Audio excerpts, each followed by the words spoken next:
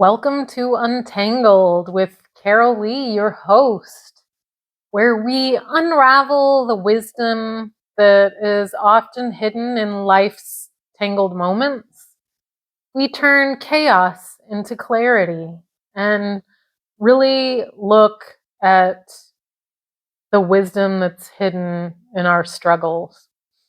Untangle the knots in life. How are you today?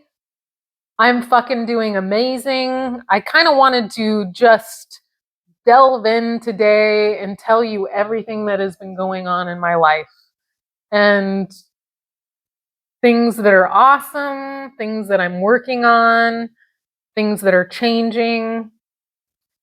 One thing I've really been working on is my communication, pausing rather than saying and or so. It's a little bit challenging for me. Every time I make a video, I notice how many times I say and so. I was super excited that I got rid of my ums, but I replaced them with something else. Another thing, I basically have this online communications coach who is teaching me how to use my varied pitches, which I actually think is exciting. He gets super excited about what your voice is capable of. And I don't think we think about that. I don't think we think about how we make other people feel with with our voice and inflections and a presence that you have when you have an ability to speak. It's something exciting, especially to me. I was very much debilitated in my youth. Even when I started YouTube, it was very difficult for me. If you go back to my early videos, you could tell I was a lot more shy. I think the more you do anything, the better that you get. But we can always work on things. Like, I think one thing to think about is if you ever believe that you're done, I mean, to me, life would be boring, kind of over.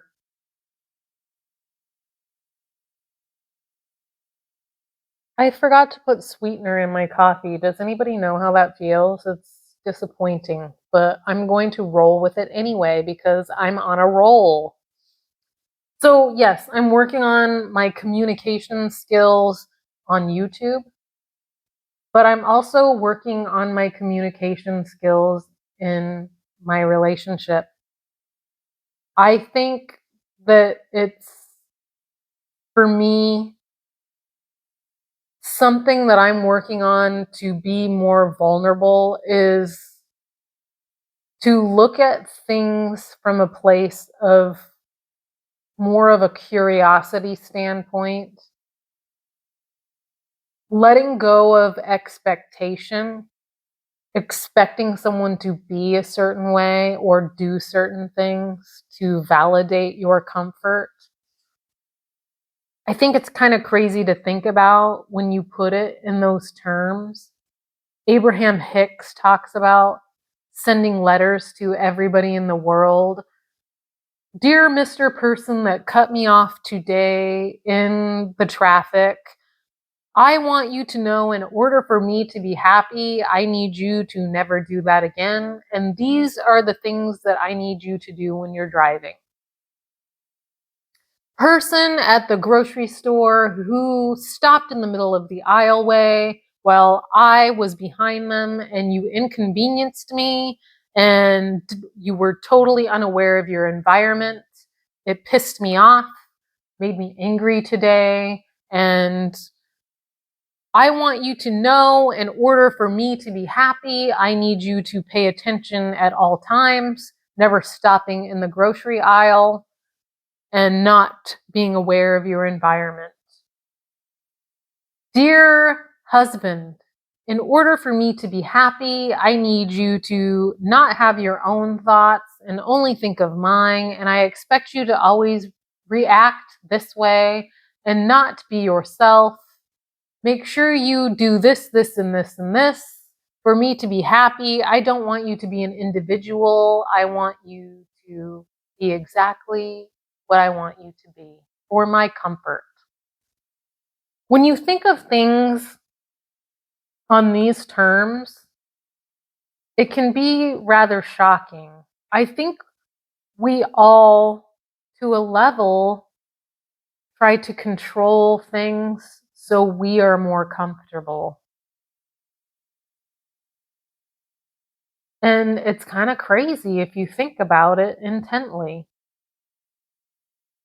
Somebody does something and you get uncomfortable with it. And I'm not saying that can't be discussed together and you come to an agreement. And maybe it's a discomfort to you that's overstepping a boundary. And these things are okay. I'm not saying that you can't have boundaries. I'm not saying that you can't dislike something. But expecting someone to be something, expecting them to behave a certain way, I believe can reduce joy in our lives. So it's something that I'm really working on, coming from a place of curiosity. I think communication is really hard. And I know even for me, there's times that I will say things and my message comes across in a different way than what I meant. And being understanding of that and aware that people hear things a certain way and your message may not be coming across the way you intend it, that can be vice versa. So I'm working on being way more vulnerable in my communication and my relationships, having way more curiosity, asking more questions, making sure I understand the message, not coming from a place of reaction, but being inquisitive, understanding that even if a person has a different idea or a way of doing things than I do, that's okay. Not everybody is required to do things the way I do things, the way I live my life. We all have different perspectives. I think if we were this understanding in the world, in politics, in race, in religion, and I kind of let's live like the Buddha does. Like, let's not judge people for the religion that they have. I'm not talking about wanting people to get hurt in any way. I don't want to hurt people. I don't think it's okay to hurt people. But I also believe that many people in the world don't know any better and they don't know how to do any better. And I've experienced this in a relationship, a 20-year marriage, where I believe he didn't know how to do any better. He didn't have the skills to do anything any different. And while that was okay to a level, to a degree at first, I grew and it became something that I wasn't, like, the relationship wasn't serving me. It wasn't a healthy place that I wanted to be. And that's okay for me to decide that. It's okay for you to decide that. It's also okay that he was that way. There could be a woman that perfectly is happy with what he can give. That's where it was my responsibility to go, hey, this isn't working for me. I know it's kind of crazy to think it could be that simple. And I am saying the word simple. I most definitely don't think it's easy. I have a relationship with someone now who is very eager to talk, very eager to discuss. And yet, on occasion, if my character feels in question, my ego is the first thing to come out. And that's what I'm working on. I'm working on understanding that that presents itself if I feel my character is in question. Because just because I feel that way doesn't mean that that's reality. This can be really matrixy. What is reality? I know there have been a few discussions that we've had that I took it to a level where, like, the meaning wasn't there. It meant something to me, but that's not what he was relaying. This is where communication can be hard, right? Because words are said and that's what they sound like to you. But if you take a step back, if you take the emotion out of it and understanding that this is a person who cares about you, they want what's best for you, they're trying to work it out with you, and coming at it from an inquisitive place. So that's another thing I'm doing. So that was a lot for that. We have so much going on in our personal lives.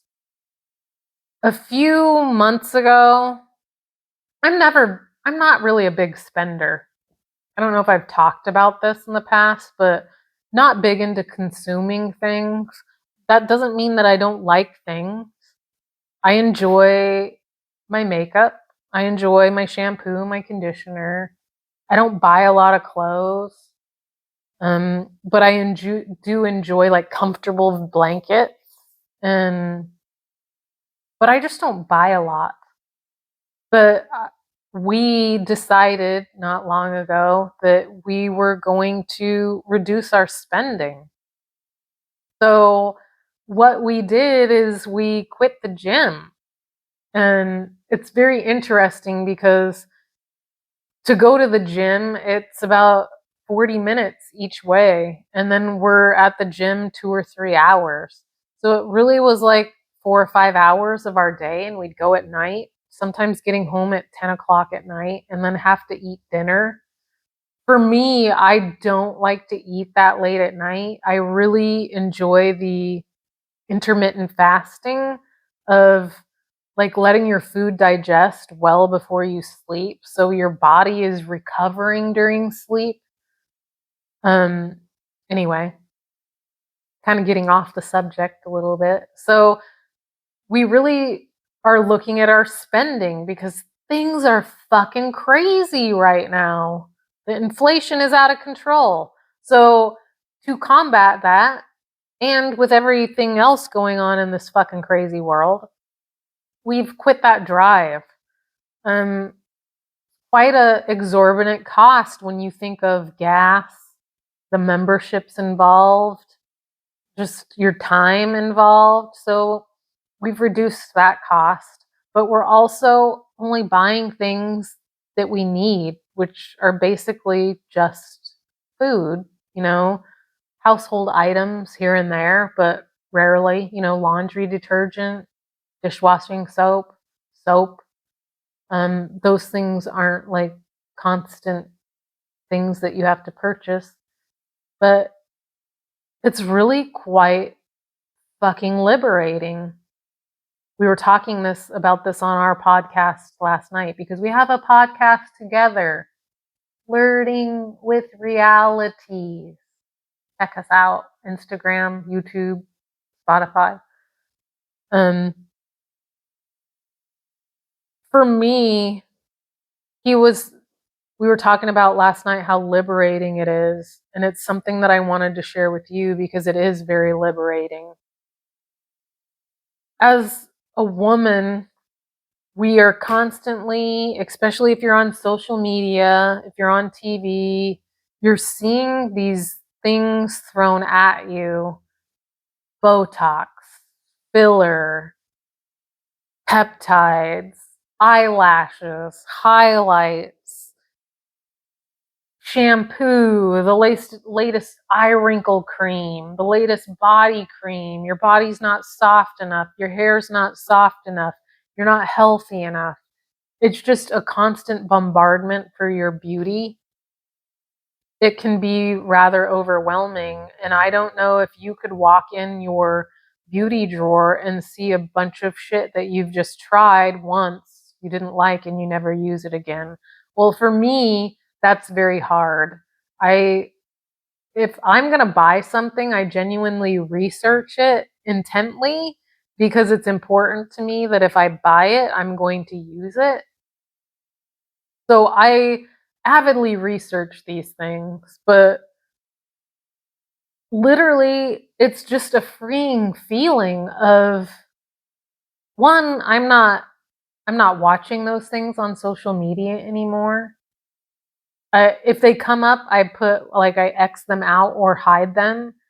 It's nothing I want to see. So basically what comes up on my social media, if I'm on there consuming, which is rare, and I only allow a lot of time, if I notice that I'm consuming, 5 minutes, maybe 10, and then I'm done. But what I'm consuming on there is fitness and self-development, business, women in business, entrepreneurial ideas, ways to build your managerial skills, your leadership skills, and things of that nature.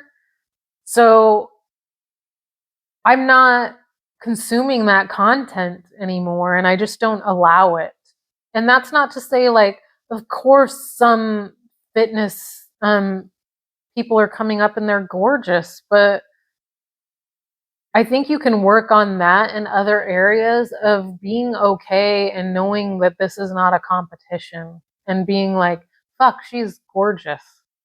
But you don't have to attain that. That's not something that, I mean, we can't change certain things, and sure there's surgery, but if that is that what we want for ourselves? Surgery? This is something that I think that we are so bombarded with, and as an aging woman in her 50s, I am choosing to age naturally. And don't get me wrong, I get my hair highlighted. I'm pretty lucky. I only have a few grays, and I do realize that my genes have something to do with my looks, but I have wrinkles. I have sun damage. I have little freckles, but rather than look at those as something that's unattractive, for me, I'll look in the mirror and I'll be like, oh, look at those cute little aging freckles. How cute. Um, really trying to embrace my wrinkles because to me, with those wrinkles comes wisdom. I've earned every wrinkle that I have. And I may change. I don't know. But right now, I'm aging gracefully and understanding that age is fucking beautiful and I'm rocking this shit. One thing I've discovered in my life, for me, if you own something, even an insecurity that you might have had, if you start owning it, it actually can start to become more attractive. Let me give you an example. For me, I had a small chest growing up. Boys would tease me a little bit, not a lot, but they'd say things like, gosh, I was raised in the 70s and 80s, so it was a little bit different then, but they'd say things like, more than a handful is a waste, and TMI, I'm sorry, but I'm just trying to share with you that I was teased a bit about it. And it was a little bit of an insecurity. Clothes didn't fit me really well when I was growing up. But as I got older and became very athletic, I started to feel very empowered about my physique and that it was different. And I used to believe that that Barbie figure was attractive. And I'm not saying it's not attractive, but I used to think it was more attractive. But for me, I've found now I actually find things that are unusual to be more attractive. I like quirky, I like individuality, I like uniqueness, and I've really come to love my figure. I don't think it looks like everyone else's. And to me, it makes me extremely unique. And I embrace that. And it took a few years to get there. My whole point being is we can really get lost in these things being thrown at us. Basically, they're saying you need this for your life to be happy. And after saying no to consumerism, deciding to only purchase things that we need to live, I'm a lot fucking happier. And it's actually been quite fun. We have more time together. I have more time to myself. We're not spending 4 to 5 hours driving to the gym and at the gym. So I'm working out at home, which has actually been a little bit challenging for me because I was lifting very heavy weight at the gym and I just don't have that weight here. But I'm okay with that. I'm challenged by it and I'm actually getting in very good workouts that are stimulating my muscles, and I'll just progress as I go. And if I need to purchase weights, I'll find there's plenty of people out there who are getting rid of weights and I can progress that way. It's challenging and I'm enjoying the challenge. Another thing that we've been doing that we just started is hydroponics. So we're really becoming self sufficient at home. But another thing that's going to allow us to benefit from that is we've been watching a lot about how our food is lacking nutrients, and it can be quite scary. There's BFAs in our water, BPAs. You need to be careful of plastic. You need to be careful of glyphosate. So there are a lot of things that we don't have control of in our nutrients. So we're going to be growing our own fruits and vegetables at home to have more control of that. And we're talking about getting chickens, which I'm super nervous about, but also very excited. More excited now that as this all unfolds and how exciting and fun this has been, that will be exciting and fun too. I'm also really looking forward to the health benefits of all of this and how that might change like clarity and like remove toxins from my body and really be in an optimal, healthy place. It's super exciting. So that's another thing that we're doing. Uh, Another thing that I am intently working on is creating a few programs. One I've been working on is a relationship program, relationship revival.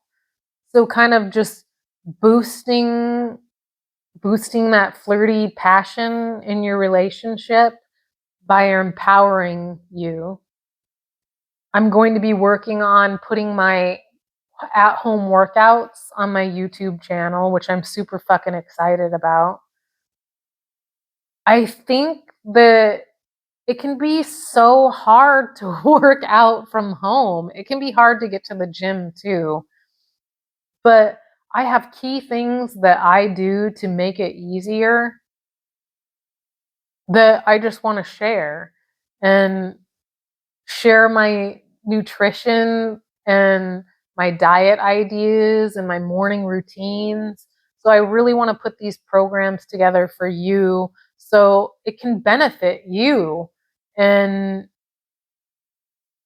I just really have a passion to serve and empower you to see what you are capable of. And it doesn't mean that you have to follow everything that I'm doing. Not at all.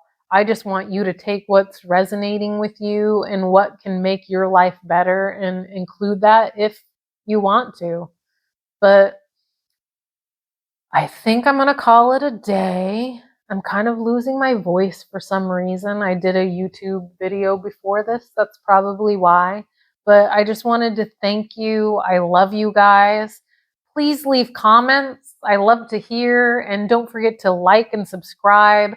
I am a life coach, a fitness coach, an empowerment coach, and you can check out my website at coachcarolee.com. Please let me know what you think of my voice inflection, how I am doing. Do I sound like a news reporter? Or just, I'd love to, any sort of critique I would love to hear. Although I'm losing my voice, it might sound husky and sexy right now. I don't know. Maybe it does. But go check out my website. My Instagram is Coach Carol Lee. My Facebook is Coach Carol Lee. I'll leave, oh, I'm not sure if I can leave links below, but if I can, I will.